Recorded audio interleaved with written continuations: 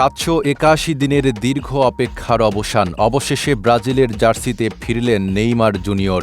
আর তার প্রত্যাবর্তনের ম্যাচটিকে স্মরণীয় করে রাখলেন ভিনিসিয়াস জুনিয়র ও ম্যাথিউস কুনহা। তাদের দুর্দান্ত পারফরম্যান্সে স্কটল্যান্ডকে ৩-০ গোলে হারিয়ে নকআউট পর্ব নিশ্চিত করেছে ব্রাজিল। মায়ামির হার্ড রক স্টেডিয়ামে ম্যাচের শুরু থেকেই আক্রমণাত্মক ফুটবল খেলতে থাকে সেলেসাওরা।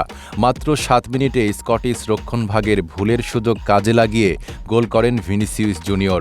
গোলরক্ষক অ্যাঙ্গাস গুনকে কাটিয়ে ঠান্ডা মাথায় বল জালে পাঠিয়ে দলকে এগিয়ে দেন তিনি।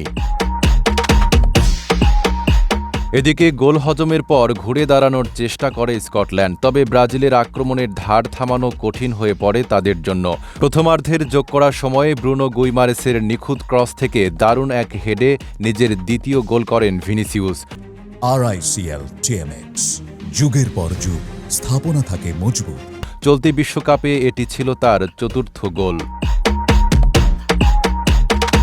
তবে ম্যাচের গল্প এখানেই শেষ নয়। দ্বিতীয়ার্ধে স্কটল্যান্ড আক্রমণের গতি বাড়ায়। একাধিকবার ব্রাজিলের রক্ষণভাগে চাপ সৃষ্টি করলেও গোলের দেখা পায়নি তারা, কারণ গোলপোস্টের নিচে দুর্দান্ত ছিলেন অ্যালিসন বেকার। কয়েকটি নিশ্চিত গোলও ঠেকিয়ে দেন এই ব্রাজিলিয়ান গোলরক্ষক।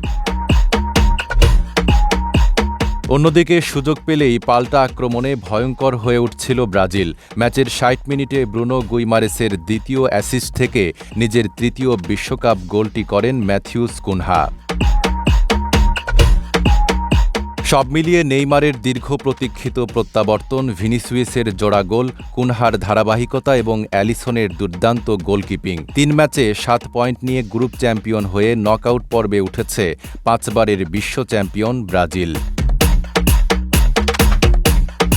Desk report, Dhaka post.